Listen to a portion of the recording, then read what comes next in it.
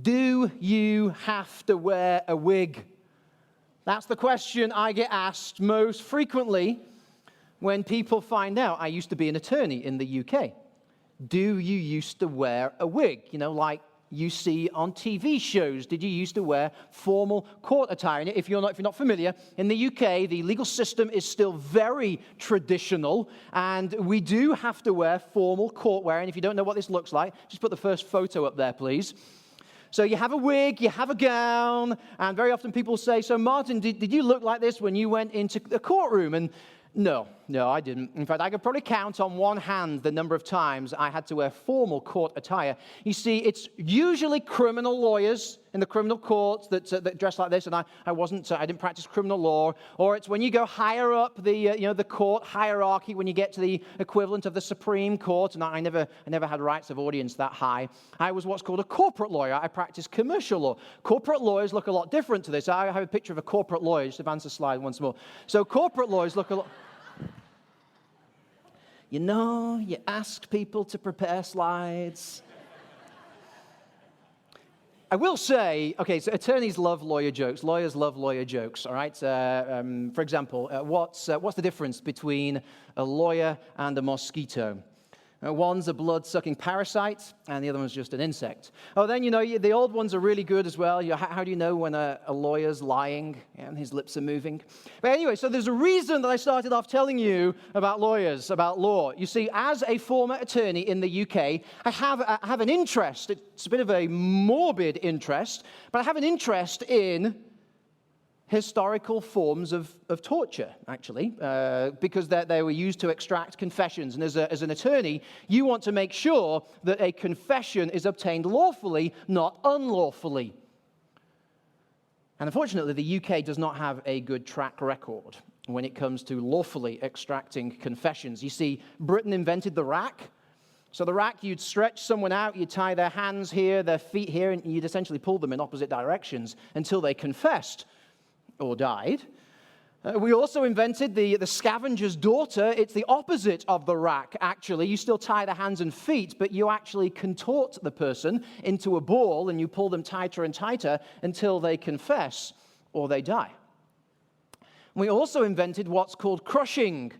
This has nothing to do with liking someone. It's got nothing to do with finding someone attractive. Crushing, you also stretched them out on a table. You tied their hands and their feet, and you slowly put weights on their chest. You slowly increase the weight on the person's chest, and this was often done actually over a period of days until they either confessed or they were suffocated. Now, fortunately, international law prohibits all of these, so international law today prohibits crushing. But that's not to say it still doesn't take place.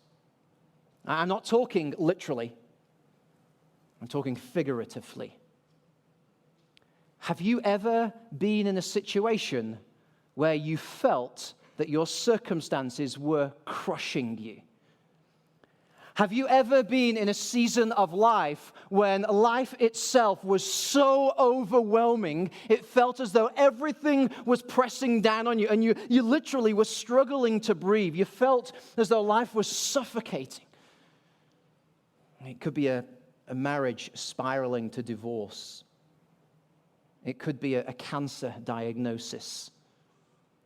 A child going off the rails.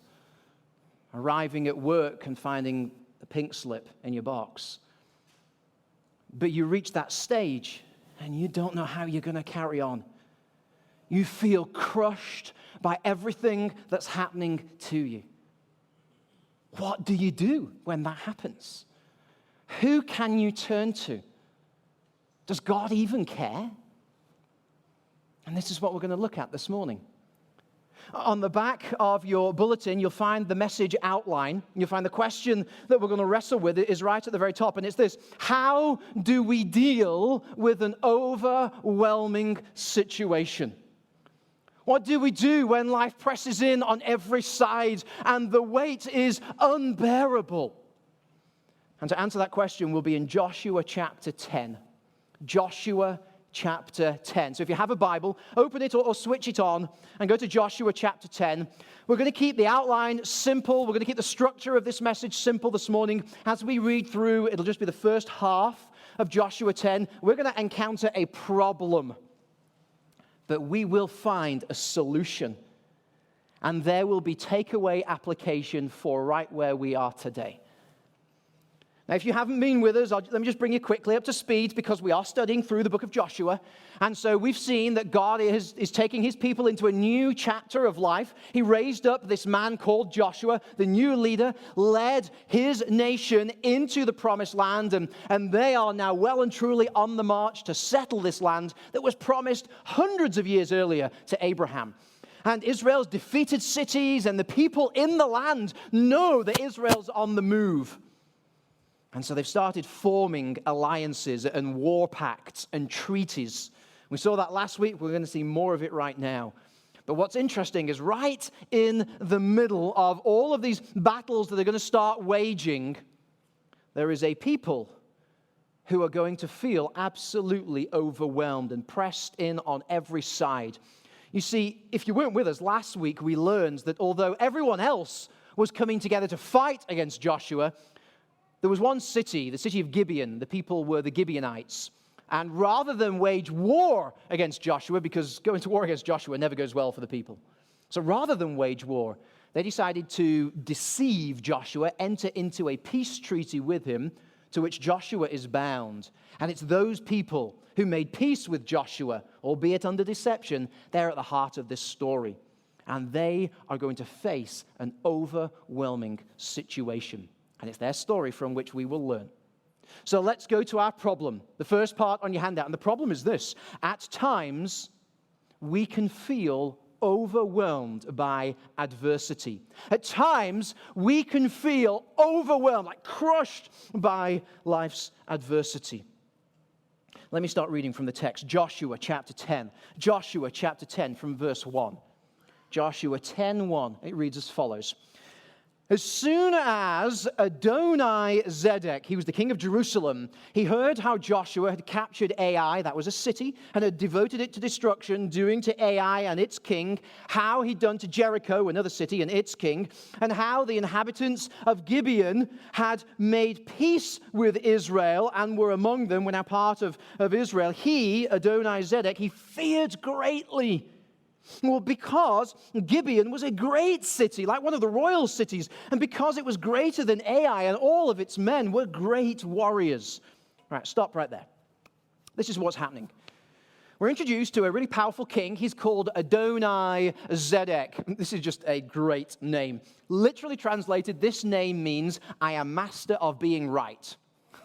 You know a great deal about this guy's humility. I'm going to call myself, I am master of being right. So he's the king of Jerusalem, and if you like these little sort of tidbits of information, this is the first time we're introduced to Jerusalem in the Bible.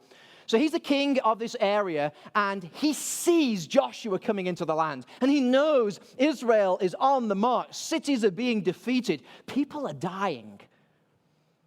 And then he sees what Gibeon does. Gibeon, a city far greater than Jerusalem with mighty warriors. And he sees if Gibeon's afraid enough not to go to war against Joshua, but to enter into a peace treaty with them, if Gibeon, this great city, if they're not fighting against Joshua, I need to be afraid. So Adoni-Zedek is thinking, okay, well, what can I do? I mean, how can I prepare myself to engage Israel? I know what I'll do. I will surround myself with other people, with other kings, and with other armies. And that's exactly what he does. So if we keep reading a little, verse 3. So, this is what he's going to do. So, Adoni-Zedek, the king of Jerusalem, he sent a message to, and here we've got 4 kings in the area. He sent to Hoam, king of Hebron, to Piram, king of Jarmuth, to Japhia, king of Lachish, and to Debir, the king of Eglon. And this is what he said to these 4 kings. Come up to me and help me. Let us strike Gibeon, because it's made peace with Joshua and with the people of Israel. So this is the result, verse 5. Then the 5 kings of the Amorites, so remember, the king of Jerusalem, the king of Hebron, the king of Jarmuth, the king of Lachish, the king of Eglon, these 5 kings, they gathered their forces They formed a coalition, and they went up with all their armies and encamped against Gibeon, and they made war against it. So this is what's happening right now. You've got the king of Jerusalem reaching out to 4 other powerful kings in the area, saying, let's make this military alliance, and let's go to war against the Gibeonites. Just so that you know, these were all the kings in the south. So this is the Dixie of the promised land right here. Okay, geographically, this is what it would look like today. This would be like the armies of North Carolina, Tennessee, of Georgia, Alabama, and Florida, sort of surrounding South Carolina and waging war on them. So all of the kings in the south coming together and just attacking, surrounding this one city of Gibeon. And did you catch in verse 5, we're told they encamped around it. But for me and you, that means they surrounded the city. They laid siege to the city. They pressed in on every side around the Gibeonite city. So I want you to picture this in your mind. I want you to imagine you're in the city of Gibeon. Let's say it's a round city, fairly big city with big walls, and you're in that city and you go up on top of the wall to look out, and all you see, 360 degrees, is army. I mean, everywhere you look, it's all you see. You see chariots, you see horsemen, you see everything, and you're just going, oh no, we are totally surrounded. We are pressed in by an enemy on every single side. What on earth can we do about this? That's what's happening right here. You know, first time I read through this a number of years ago, I thought, why did these kings attack Gibeon? I mean, if they're coming together and they know the threat's Joshua, why don't they just go and attack Joshua? Why don't they deal with that problem? And maybe, you know, that was in the plan a little bit further down the road. But what you have to understand is Gibeon is now the enemy. So this city that would have been a friendly city is now the enemy because they've crossed over to the other side. You know, they're the turncoat. This would be like during the Revolutionary War, a patriot becoming a British soldier. I mean, this is horrific. This is like a Tar Heel becoming a Blue Devil. I mean, no one would do this. It's like unimaginable that someone would do this, and so they're the enemy. You also need to know that the city of Gibeon was strategically very important. It was on the road from Jerusalem to the Mediterranean coast. So the kings are thinking, look, if we can shut down this road, Joshua will not be able to get to the coast and send for troops, or his advance will be hindered. So there's strategic value in what they're doing, but also they're going to teach these people a lesson. If they can annihilate this city, then no other city in its right mind is going to make peace with Joshua. And so that's the plan. They're doing everything they can to attack it. And the Gibeonites' response, or can I suggest the Gibeonites' response is just like my response would be, or your response would be. They cry out for help to Joshua. Keep reading. Look at verse 6, in Joshua 10, verse 6. The men of Gibeon sent a message to Joshua where he was at the camp of Gilgal, saying, do not relax your hand from us. That basically means don't abandon us. Come to us quickly, save us, help us. For, that's because, all of the kings of the Amorites who live in the hill country are gathered against us. You've got these verbs sort of, come to us, save us, help us. In other words, we are at our wits' end. We feel totally overwhelmed. We will be crushed by this enemy. There's nothing we can do by ourselves. Help. But if I'm Joshua, I'm thinking, why should I care? I mean, last week, these were the people who tricked Joshua. This whole treaty with the Gibeonites is the most embarrassing episode in Joshua's leadership. So if I'm Joshua, I'm thinking, why should I go and help you? You embarrassed me. You humiliated me. You deceived me. This is your trouble. You sort it out. And it wouldn't be convenient for Joshua to go and help the Gibeonites. He's on the march. He's got the next city in his sights. He doesn't want to double back and to help these people. It's just the fruit of their own works. Let them sort it out. You know, Joshua is there to conquer the land, not protect it. But he's obligated. He has to respond because not responding would be as bad as being part of the enemy attack. You see, God's equipped Joshua, God's prepared Joshua to be able to protect these people. And these people are his allies. He's made peace with them, rightly or wrongly. He has made peace with them. So his obligation's not to the Gibeonites. His obligation is to God. And we looked at this last week, that Joshua made an oath in the presence of God, and it's not the people he was bound to, it's God he was bound to. And we talked about the importance of keeping our word when we make it in the presence of God. Interestingly, just as we have seen in this dedication service this morning, parents making oaths in the presence of God, and you too making oaths. The importance of keeping our word is absolutely essential. And so Joshua here, he's got these allies now. He has to go and help them. As their ally, he has to intervene. Many of you have heard of NATO, the North Atlantic Treaty Organization. The United States is a member of NATO, so is the UK. NATO is a military alliance designed to protect member nations from enemy attack. So Article 5 of the NATO alliance reads as follows: an armed attack against one or more member shall be considered as an attack against every member. So if Britain was attacked today, the United States would have to go and help as a NATO member. And that's exactly what's happening in Joshua chapter 10. Joshua's allies are being attacked, and Joshua has to respond. He's obligated to. And, he's not stupid. He realizes the strategic importance of Gibeon. He knows that to continue, especially the northern advance, he needs to keep hold of this city. And so his only response is to go and help. Even though the threat is huge. Even though he's about to walk right into an overwhelming situation that is already feeling as though it's crushing one of the strongest cities in that region, Joshua knows, I've got no choice. I have to go into this. And I read this. I read about the people of God facing such adversity, feeling hard-pressed on every side.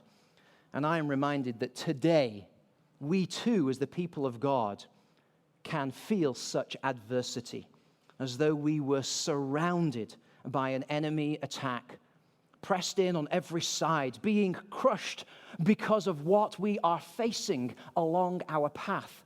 That is the journey of life. If you're in Christ, you haven't been promised an easy journey of faith. You haven't been promised health, wealth, and happiness or a smooth path free of problems. In fact, you know what you have been promised? Difficulty, struggle, brokenness. This is a problem we all face. We will all encounter a time when it feels like we are living inside the walls of Gibeon. And all we see around us is something that feels as though it's so overwhelming, it is almost suffocating. What do you do when that happens? How do you respond? Fortunately, God already knows and is already prepared to respond. So we get to the solution. You see, God's solution when you face that overwhelming adversity, his solution is secondly, don't worry. Remember, God is victorious. Don't panic, don't be afraid, but know this, God will intervene. He will intervene. He's promised, just like he has done all throughout the history of his people. Let me read a little bit more from Joshua 10. I'll pick up verse 7, it's where we left off. Joshua 10:7. So, this is the result of the plea for help. So, Joshua went up from Gilgal, he and all the people of war with him, and all the mighty men of valor. And the Lord said to Joshua, do not fear them, because I have given them into your hands. Not a man of them shall stand before you. So Joshua came upon them suddenly, having marched up all night from Gilgal. So Joshua knows he has to respond, and he has to respond immediately. He can't wait. This is God's work. God doesn't wait for people. So he immediately, he gets all of his troops together, and through the night, they march on Gilgal. I can't imagine how tiring that must have been. every now and then, especially when we lived in Chicago, we would often drive down and visit friends in Texas, and to save time, we'd drive through the night. Well, when we arrived the next day, having driven through the night, I was exhausted. I was good for nothing except going to bed, and I was just sitting behind a wheel. I can't imagine what it would be like marching with an entire army in army battle armor with your swords and everything. Oh, by the way, it's all uphill from Gilgal to Gibeon. It's a climb of over 4,000 feet in the night in full battle gear. So I'm guessing he's tired when he reaches Gibeon. And I'm also guessing he's a little bit afraid, not just fatigued, but fear. After all, the message in verse 6 from the Gibeonites was, all of the kings, all of them have gathered against us. If you've been here, you know Joshua's a seasoned war hero. He's battle-hardened. He's seen it all. He knows when someone says, all of the kings, this is not good. He faces a formidable enemy threat. And I think that's why God in verse 8 encourages, comforts him, says, Joshua, do not fear. Don't fear this enemy that is overwhelming and oppressive. I have given them into your hands. And it's actually one Hebrew word, have given. And just so that you know, it's a word of absolute certainty. You can't question it. I've already done it, Joshua. It's as though it's already taken place. I have given them all into your hands. You do not need to worry. The New Living Translation retranslates this verse 8. Do not be afraid of them. I have given you victory over them, and not a single one of them will be able to stand before you. And God doesn't say, oh yeah, you'll do well. You'll wipe out 80% of them, 90%. He says, not a single man, Joshua. You look at this overwhelming threat. By the end of the day, it will have disappeared. And that's the story. The story is Israel wins. It's not the whole story, though. Because it's not just that God strengthens Israel. It's not just that he gives them good fighting skills. You see, God shows up in the most incredible way. Let me show you what God does. Okay, so verse 10. Three things, okay? Verse 10. And the Lord first of all, he threw them, these enemy soldiers, into panic before Israel, who struck them with a great blow. Gibeon chased them by the way of the ascent of Beth Horon. And just so that you know, that's a valley going downhill. They struck them as far as two towns, Azekah and Makkedah. Verse 11, and as they fled before Israel, while they were still going down this ascent, here we go, number 2, the Lord threw large stones from heaven on them as far as Azekah, and they died. And in fact, there were more who died because of the hailstones than Israel killed themselves. And then verse 3, third thing God did. At that time, Joshua spoke, that means he prayed to the Lord in the day when the Lord gave the Amorites to Israel, and he said this, sun, stand still at Gibeon. I guess you could just see the moon coming up. It says, moon, stay there in that valley. And verse 13, and the sun stood still, and the moon stopped until the nation Israel took vengeance on their enemies. And the rest of that little passage through to the end of verse 15 is Israel wins. Did you just hear me? That is one of the most awesome things in the whole of the Old Testament.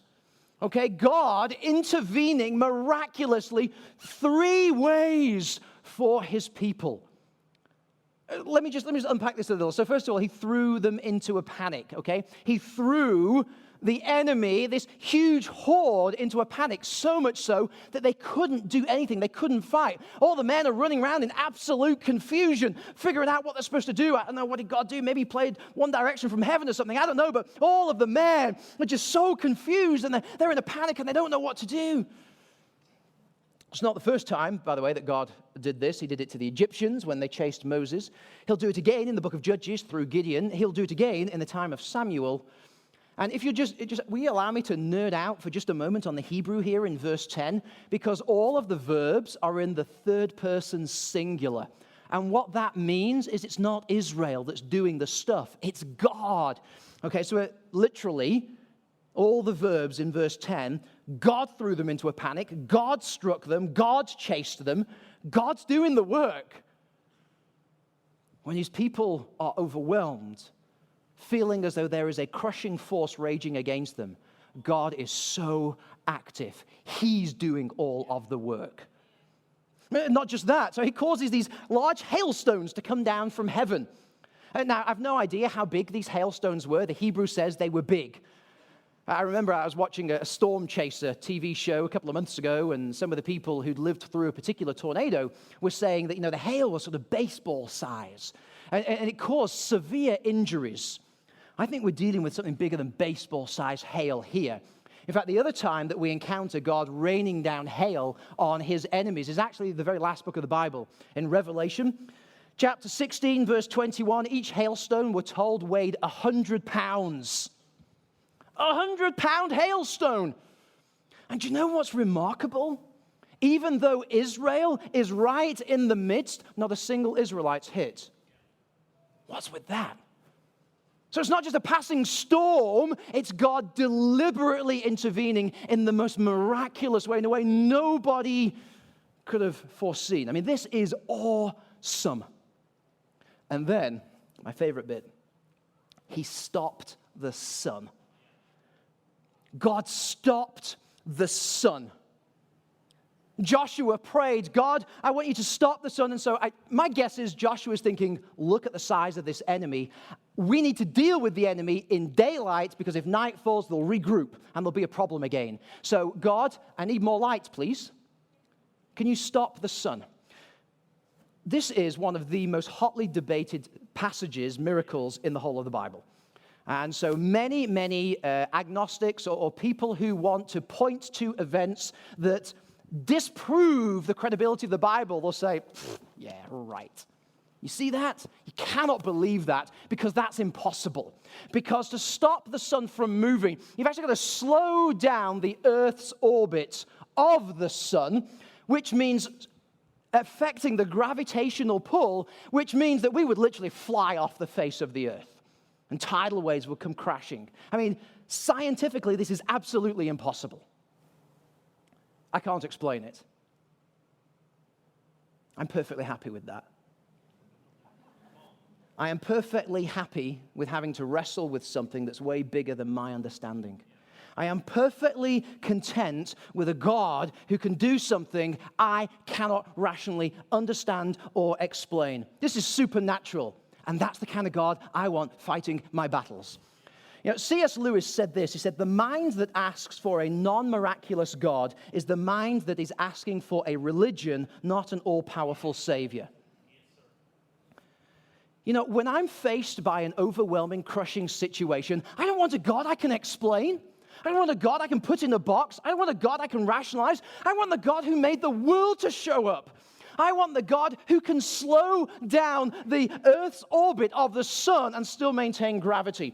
I want the God who sent his one and only Son, Jesus Christ, to save my sin and rose him from the dead. That's the God I want dealing with my problems. And that's the God that Joshua had fighting for him. This is the God who says, if I'm for you, who can be against you? Folks, I don't know where you are in your journey of faith, but please know this. God is so much greater than we can understand or explain or rationalize. He is so incredibly great and all-powerful and all-knowing. That means there's nothing that you cannot take to him that he cannot deal with. And one of the things that I actually love about this passage is God is redeeming a mistake. Okay, the whole reason this chapter is here is because Joshua made a mistake and entered into a peace treaty with the Gibeonites. And then all the kings came against it. And God said, okay, let's deal with this. Tell you what, Joshua, I'm going to bring all of the kings into one place and you can just defeat them in one battle. You don't have to go from city to city to city to city. Let's do that. I tell you what, Joshua, you made a mistake. I'm going to work through your mistake. I'm going to redeem your mistake. And that's the God that we believe in.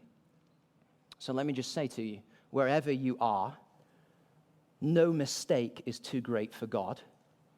God is a God who redeems mistakes. He's the God of second chances. He is the God of forgiveness through faith in Jesus Christ. We have a fresh start, a do-over, because of our faith in Jesus Christ. So what do we do with this?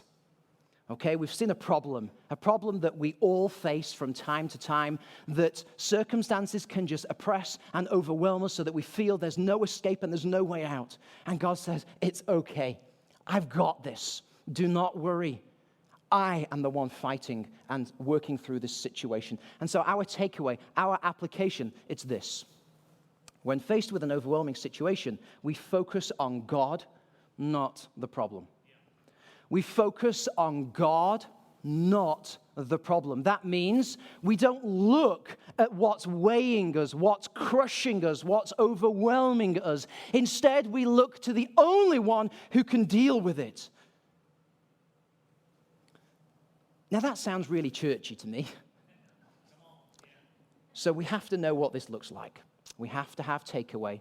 We have to know, all right, Martin, I've got you. I focus on God. But what does that look like when I am being crushed? And so I've got two takeaways for you. How do I do that? You see, I'm going to look at what Joshua did and lift our takeaway from there. Because the first thing he did, which he didn't do last week, was pray.